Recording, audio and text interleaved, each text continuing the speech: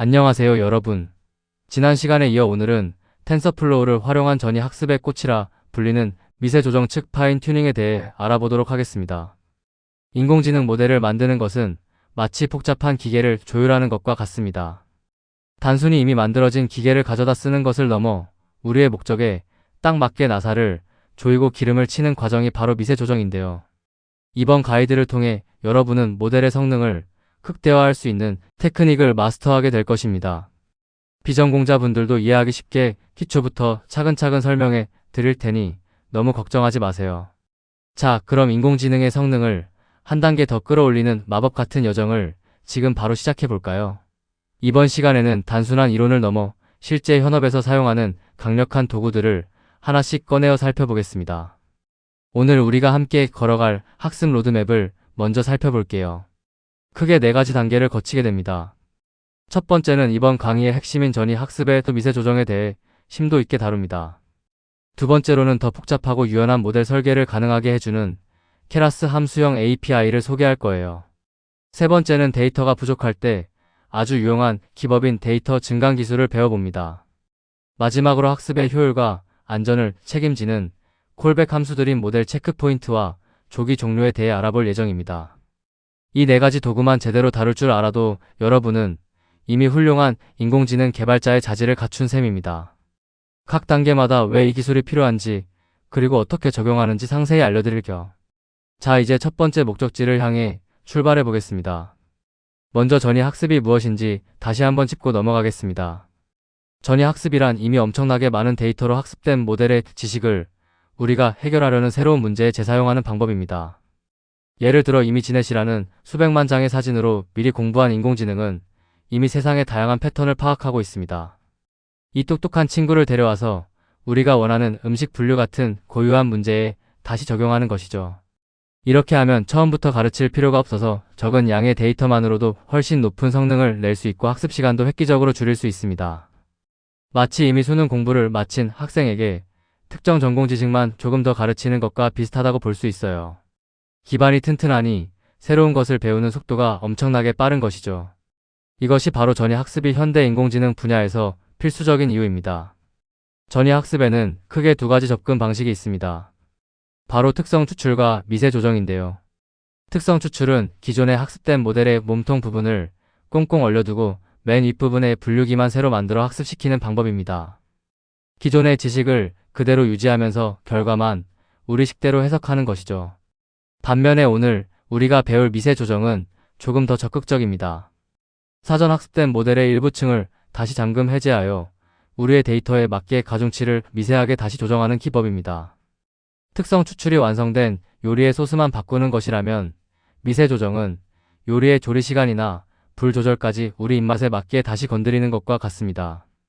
당연히 미세 조정을 거치면 모델은 우리 데이터의 특징을 더 정교하게 파악하게 됩니다. 하지만 그만큼 주의할 점도 많으니 각각의 특징을 잘 비교해서 상황에 맞게 선택해야 합니다. 첫 번째 단계인 특성 추출의 원리를 조금 더 자세히 들여다볼까요? 여기서는 베이스 모델이라 불리는 기본 모델의 가중치를 절대 건드리지 않습니다. 코드상으로는 트레이너블 설정을 거짓으로 두어 층을 동결시킵니다. 이렇게 하면 이미 학습된 훌륭한 패턴들이 변하지 않고 유지됩니다. 대신 우리는 모델의 맨 끝에 새로운 출력 레이어를 추가합니다. 이 부분만 학습 가능하게 열어두는 것이죠. 이 방식은 우리가 가진 데이터가 매우 적거나 우리가 해결하려는 문제가 원래 모델이 학습했던 데이터와 아주 유사할 때 큰 위력을 발휘합니다. 안전하면서도 효율적인 방법이죠. 기본기가 탄탄한 모델의 능력을 빌려 쓰되 마지막 판단만 우리가 하는 구조라고 이해하시면 됩니다. 이 단계를 먼저 거친 후에야 비로소 다음 단계인 미세 조정을 안전하게 시도할 수 있는 발판이 마련됩니다. 이제 오늘의 주인공 미세 조정을 살펴봅시다. 미세 조정은 동결되어 있던 모델의 최상위 레이어 일부를 해동하는 것으로 시작합니다. 트레이너블 설정을 참으로 바꾸고 특정 층들만 선택해서 학습 가능하게 만드는 것이죠. 왜 모든 층을 다 해동하지 않을까요? 그건 모델의 하위층들은 선이나 면 같은 아주 일반적인 특징을 다루기 때문입니다. 반면에 상위층들은 사물의 형태나 세부적인 특징 같은 고수준 정보를 다룹니다. 우리는 바로 이 고수준 특징들을 우리 데이터의 특성에 딱 맞게 조금씩 비틀어주는 겁니다. 보통은 특성 추출을 통해 모델이 어느 정도 안정된 성능을 보일 때 여기서 만족하지 않고 성능을 끝까지 쥐어짜기 위해 사용합니다. 기존 지식을 바탕으로 우리만의 독특한 색깔을 입히는 아주 섬세한 작업이죠. 이 과정을 통해 모델은 비로소 우리의 데이터에 최적화된 전문가로 거듭나게 됩니다. 그렇다면 미세 조정은 언제 사용하는 것이 가장 좋을까요? 무턱대고 사용하기보다는 몇 가지 기준을 고려해야 합니다. 가장 중요한 경험칙은 미세 조정이 특성 추출보다 더 많은 데이터를 필요로 한다는 점입니다. 데이터가 너무 적은데 층을 많이 해동해버리면 모델이 훈련 데이터만 달달 외워버리는 과대적합 현상이 발생할 수 있거든요. 가장 권장되는 시나리오는 먼저 특성 추출을 통해 모델을 충분히 수렴시킨 후 추가적인 성능 향상이 간절할 때 사용하는 것입니다. 데이터의 양이 어느 정도 확보되었고 기본 모델과 우리 데이터 사이의 유사성이 높을 때 미세 조정은 최고의 효과를 냅니다. 만약 데이터가 너무 적다면 오히려 특성 추출만 하는 것이 안전할 수 있다는 점을 꼭 기억하세요. 모델의 성능과 과대적합 사이의 미묘한 균형을 잡는 것이 데이터 과학자의 핵심 역량입니다. 이제 모델을 더 강력하게 만들어줄 도구인 케라스 함수형 API를 만나볼 시간입니다. 지금까지 우리는 층을 순서대로 쌓기만 하는 단순한 시퀀셜 모델을 주로 사용해 왔을 겁니다. 하지만 세상의 복잡한 문제들을 해결하려면 더 유연하고 복잡한 구조가 필요할 때가 많습니다. 함수형 API는 마치 수학 함수처럼 입력을 받아 출력을 내놓는 방식을 취합니다. f라는 함수에 x를 넣으면 결과가 나오는 것처럼 말이죠. 이 방식을 사용하면 층을 자유롭게 연결하고 가지를 치거나 여러 개의 입력과 출력을 가지는 정교한 모델을 설계할 수 있습니다. 비전공자 분들에게는 조금 생소할 수 있지만 모델을 조립하는 방식이 훨씬 자유로워진다고 생각하시면 됩니다. 레고 블록을 한 줄로 쌓는 게 시퀀셜이라면 함수형 API는 원하는 곳 어디든 블록을 연결할 수 있는 자유를 주는 것이죠. 두 방식의 차이를 눈으로 직접 확인해 볼까요? 화면 상단의 시퀀셜 방식은 정말 단순합니다. 입력부터 출력까지 일직선으로 쭉 이어지죠. 초보자가 사용하기엔 아주 쉽고 직관적입니다. 하지만 아래쪽의 함수형 방식을 보세요. 입력 데이터가 중간에 두 갈래로 나뉘었다가 다시 하나로 합쳐지기도 합니다. 이런 비선형적인 구조 덕분에 층을 서로 공유하거나 다중 출력을 만드는 것이 가능해집니다. 실제 딥러닝 논문에 나오는 복잡한 인공지능 모델들은 대부분 이 함수형 API를 사용해 구현됩니다. 처음에는 조금 복잡해 보일 수 있지만 이 유연함이야말로 복잡한 현실 세계의 데이터를 처리하는 핵심 열쇠가 됩니다. 여러분도 이제 일직선 모델을 넘어 더 넓은 설계의 세계로 나아갈 준비를 하셔야 합니다. 실제 코드는 어떻게 작성할까요? 핵심 패턴은 아주 명확합니다. 먼저 입력의 크기를 정의하고 각 층을 통과할 때마다 그 결과를 변수에 담아 다음 층의 입력으로 전달합니다. 화면에 보이는 것처럼 X는 레이어 이름 뒤에 괄호를 열고 이전 단계의 결과물인 X를 넣어주는 식이죠. 마지막에는 텐서플로우 케라스 모델이라는 함수의 처음 입력과 최종 출력만 명시해주면 모델 정의가 끝납니다. 이 방식의 장점은 모델의 흐름을 코드만 보고도 쉽게 추적할 수 있다는 것입니다. 입력을 명시적으로 연결하기 때문에 중간에 데이터가 어떻게 변하는지 파악하기 좋죠. 처음에는 괄호가 많아 보여서 헷갈릴 수 있지만 몇 번 연습해보면 이보다 논리적인 구조는 없다는 것을 깨닫게 되실 겁니다. 자, 이제 모델 설계의 기초를 다졌으니 데이터를 다루는 기술로 넘어가 보겠습니다. 인공지능 학습에서 데이터는 다다익선이지만 현실적으로 많은 데이터를 구하기는 어렵습니다. 이럴 때 사용하는 마법 같은 기술이 바로 데이터 증강입니다. 말 그대로 우리가 가진 데이터를 인위적으로 변형시켜서 그 수를 늘리는 기법이죠. 사진을 살짝 돌리거나 좌우를 뒤집고 일부분을 확대하는 식입니다. 사람 눈에는 똑같은 피자 사진이지만 인공지능에게는 완전히 새로운 학습 데이터가 됩니다. 이 기술의 진짜 가치는 모델이 데이터의 다양성을 학습하게 만든다는 데 있습니다. 피자가 어떤 방향으로 있든 어떤 밝기이든 상관없이 피자라는 본질을 꿰뚫어 보게 만드는 것이죠. 이를 통해 특정 사진에만 집착하는 과대적합을 효과적으로 방지할 수 있습니다. 부족한 데이터를 기술로 극복하는 아주 영리한 방법이라고 할 수 있습니다. 텐서플로우에서는 이 데이터 증강을 모델의 정식 구성 요소로 포함시킬 수 있습니다. 모델의 맨 앞부분에 전처리 레이어를 두는 방식이죠. 랜덤 플립은 좌우나 상하를 무작위로 뒤집고 랜덤 로테이션 0.2라는 설정은 최대 20% 범위 내에서 무작위로 회전시킵니다. 랜덤 줌 역시 이미지를 무작위로 확대하거나 축소하죠. 여기서 아주 중요한 포인트가 하나 있습니다. 이 레이어들은 오직 학습 단계에서만 작동합니다. 나중에 실제 서비스를 할 때, 즉 추론 시에는 자동으로 비활성화되어 원본 이미지를 그대로 사용합니다. 정말 똑똑하죠? 개발자가 일일이 켜고 끌 필요 없이 시스템이 알아서 관리해주기 때문에 매우 편리하고 안전하게 데이터의 다양성을 확보할 수 있습니다. 모델 학습은 길게는 몇 시간 혹은 며칠이 걸리기도 합니다. 그 긴 시간 동안 우리가 계속 모니터를 지켜볼 수는 없겠죠? 그래서 필요한 것이 바로 학습의 안전장치 콜백 함수입니다. 콜백은 학습 도중 특정 시점이 되면 자동으로 실행되는 도구들입니다. 예를 들어 매 에포크가 끝날 때마다 상태를 점검하거나 특정 조건이 만족되면 학습을 멈추게 할 수 있습니다. 학습 과정을 실시간으로 감시하고 제어하며 최적화하는 일종의 자동 비서라고 생각하시면 됩니다. 손실값이 얼마나 줄었는지, 정확도가 얼마나 올랐는지 기록하고 모델의 상태를 최상으로 유지하기 위해 뒤에서 묵묵히 일하는 고마운 존재들이죠. 이제 우리가 자주 사용하는 세 가지 핵심 콜백을 하나씩 만나보겠습니다. 첫 번째 콜백은 시각화의 제왕 텐서보드입니다. 수많은 실험 데이터를 눈에 보이는 그래프로 기록하고 비교해주는 도구죠.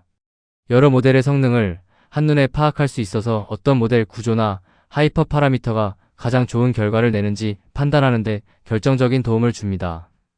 단순히 숫자가 나열된 로그 파일을 보는 것보다 그래프가 우상향하는 모습을 보는 것이 훨씬 직관적이고 의사결정에도 유리합니다. 데이터 과학자에게 텐서보드는 마치 항해사의 나침반과 같습니다. 우리가 올바른 방향으로 학습을 진행하고 있는지, 혹시 모델이 길을 잃고 헤매고 있지는 않은지 실시간으로 알려주기 때문입니다. 시각화의 힘을 빌려 더 스마트하게 실험을 관리해보세요. 두 번째는 모델 체크 포인트입니다. 이름 그대로 학습 중간중간 모델의 상태를 저장하는 기능입니다. 특히 세이브 베스트 올리 설정을 참으로 해두면 학습 과정 중 가장 성능이 좋았던 순간의 모델만 골라서 자동으로 저장해줍니다. 이게 왜 중요할까요? 학습을 계속하다 보면 성능이 좋아지다가 갑자기 나빠지는 구간이 생길 수 있거든요. 혹은 갑자기 컴퓨터가 꺼질 수도 있고요. 이럴 때 모델 체크 포인트가 있다면 우리는 언제든 가장 찬란했던 시절의 모델로 돌아갈 수 있습니다. 보험을 들어두는 것과 같죠. 과대적합이 발생하기 직전에 가장 훌륭한 상태를 놓치지 않고 보관할 수 있다는 점이 이 콜백의 가장 큰 매력입니다. 마지막은 조기 종료입니다. 모델의 성능 개선이 더 이상 이루어지지 않는다고 판단되면 학습을 과감히 중단시키는 기능입니다. 불필요하게 전기를 낭비하고 시간을 허비할 필요가 없으니까요. 여기서 페이션스 이퀄 3이라는 설정은 성능 개선이 멈춘 후에도 3번의 에포크 동안은 더 지켜보겠다는 뜻입니다. 잠시 주춤했다가 다시 좋아질 수도 있으니까요. 하지만 그 인내심의 한계를 넘어서면 가차없이 멈춥니다. 이를 통해 과대적합을 방지하고 소중한 컴퓨팅 자원을 아낄 수 있습니다. 효율적인 학습을 위해 꼭 필요한 영리한 도구라고 할 수 있죠.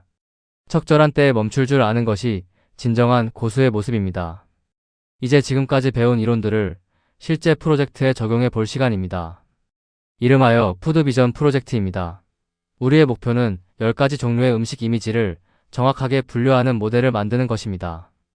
피자인지 스테이크인지 혹은 초밥인지 인공지능이 스스로 판단하게 만드는 것이죠. 실제 현업에서 사용되는 푸드101 데이터셋의 일부를 활용할 예정입니다.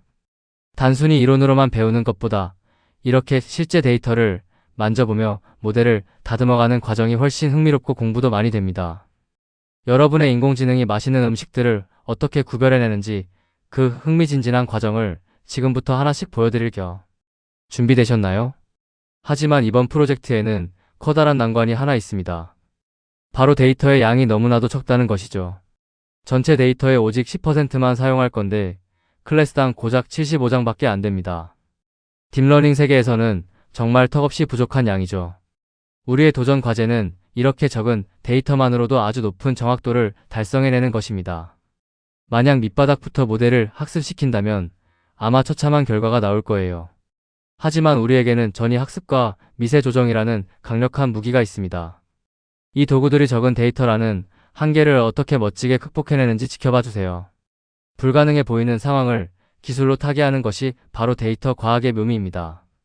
우리의 든든한 기반이 되어줄 베이스 모델은 Efficientnet P0입니다. 이미지넷 데이터로 미리 학습된 아주 강력하고 효율적인 컴퓨터 비전 모델이죠. 우리는 이 모델의 머리 부분 즉 분류기만 떼어내고 몸통만 가져와 사용할 겁니다. include top equal 거짓이라는 설정을 통해서 말이죠. 입력 이미지의 크기는 가로 224, 세로 224, 그리고 색상 채널 3으로 고정합니다.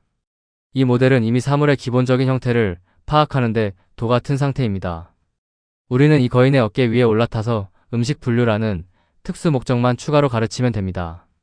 고성능 엔진을 빌려와 우리만의 차체를 얻는 것과 같은 이치입니다. 실습의 첫 번째 단계는 특성 추출입니다. 일단 베이스 모델의 모든 층을 동결시킵니다. 이미 검증된 패턴들을 섣불리 건드려 망가뜨리지 않기 위해서죠. 대신 우리가 새로 붙인 출력 레이어, 즉 헤드 부분만 학습을 진행합니다. 이 과정을 통해 모델은 기존의 지식을 바탕으로 우리 음식 데이터에 대한 기본적인 적응을 시작합니다. 마치 새로운 학교에 전학 온 우등생이 그 학교의 분위기를 파악하며 첫 시험을 준비하는 단계라고 보시면 됩니다. 이 단계만으로도 꽤 괜찮은 성능이 나오기 시작할 거예요. 하지만 우리는 여기서 멈추지 않고 한 단계 더 나아갈 것입니다. 기초 공사가 끝났으니 이제 본격적인 리모델링에 들어갈 차례입니다. 이제 두 번째 단계 레이어 해동입니다. 모델 전체를 다 여는 게 아니라 최상위 10개 레이어만 학습 가능하도록 설정합니다. 나머지는 여전히 동결 상태를 유지하죠. 왜 하필 최상위층일까요? 앞서 말씀드린 것처럼 모델의 깊은 곳 하위 레이어들은 선이나 점 같은 아주 일반적인 특징을 담당합니다. 반면에 우리가 해동한 상위 레이어들은 음식의 구체적인 모양이나 질감 같은 세밀한 정보를 다루죠. 우리는 바로 이 부분을 우리 데이터에 딱 맞춰 미세하게 튜닝하려는 것입니다. 전체를 흔들지 않으면서 꼭 필요한 부분만 정교하게 다듬는 전략이죠. 이 작업을 통해 모델은 비로소 음식 분류의 전문가로 한 걸음 더 다가서게 됩니다. 여기서 정말 중요한 주의사항이 있습니다. 레이어를 해동하고 재학습을 할 때는 반드시 학습률을 낮춰야 합니다. 보통 기존 학습률보다 10배에서 100배 정도 낮은 0.0001 정도로 설정하죠. 왜 그럴까요? 해동된 레이어들은 이미 훌륭한 가중치를 가지고 있습니다. 만약 학습률이 너무 높으면 이 소중한 가중치들이 급격하게 변해버려 기존에 공들여 쌓은 지식이 순식간에 파괴될 수 있습니다. 아주 조심스럽고 세밀하게 풋질을 하듯 학습을 진행해야 합니다. 성급하게 다가갔다간 오히려 성능이 곤두박질 칠 수 있으니 이 낮은 학습률 설정을 절대 잊지 마세요. 섬세함이 곧 실력입니다. 자, 이제 결과를 확인해 볼까요? 그래프를 보시면 미세 조정을 거친 모델의 정확도가 특성 추출만 했을 때보다 유의미하게 상승한 것을 볼 수 있습니다. 단 10%의 적은 데이터만으로도 전이 학습과 미세 조정을 결합하니 이렇게 강력한 성능을 낼 수 있다는 점이 정말 놀랍지 않나요? 우리가 들인 노력이 헛되지 않았음을 증명하는 순간입니다. 단순히 모델을 가져다 쓰는데 그치지 않고 정교하게 다듬었을 때 인공지능은 비로소 진정한 위력을 발휘합니다. 이번 실습을 통해 여러분은 데이터의 한계를 기술로 극복하는 짜릿한 경험을 하셨기를 바랍니다. 결과가 말해주듯 미세 조정은 선택이 아닌 필수입니다. 오늘 배운 내용을 한 페이지로 요약해 보겠습니다. 성공적인 전이 학습을 위한 5가지 단계입니다. 첫째, 특성 추출로 초기 모델을 안정적으로 학습시킵니다. 둘째, 데이터 증강으로 부족한 데이터의 다양성을 확보합니다. 셋째, 상위 레이어를 해동하여 미세 조정을 시작합니다. 넷째, 이때 학습률을 반드시 낮춰서 기존 지식을 보호하며 재컴파일합니다. 다섯째, 콜백을 사용하여 안전하고 효율적으로 학습을 마무리합니다. 이 흐름만 머릿속에 잘 넣어두시면 어떤 새로운 데이터를 만나더라도 당황하지 않고 고성능 모델을 만들어내실 수 있을 겁니다. 여러분만의 인공지능 워크플로우를 구축해보세요. 긴 시간 동안 함께 해주셔서 감사합니다. 이제 여러분의 차례입니다. 오늘 배운 내용을 바탕으로 직접 코드를 두드려보세요. 제가 가장 좋아하는 말 중 하나가 의심이 들면 코드를 실행해보라는 것입니다. 100번 보는 것보다 한 번 실행해보는 것이 여러분의 실력을 수만 배 더 빠르게 성장시킬 것입니다. 궁금한 점이 생기면 언제든 텐서플로우 공식 문서나 케라스 가이드를 참조해보세요. 여러분은 이미 충분히 훌륭한 모델을 만들 준비가 되었습니다. 저는 다음 시간에 더 유익하고 재미있는 인공지능 이야기로 돌아오겠습니다.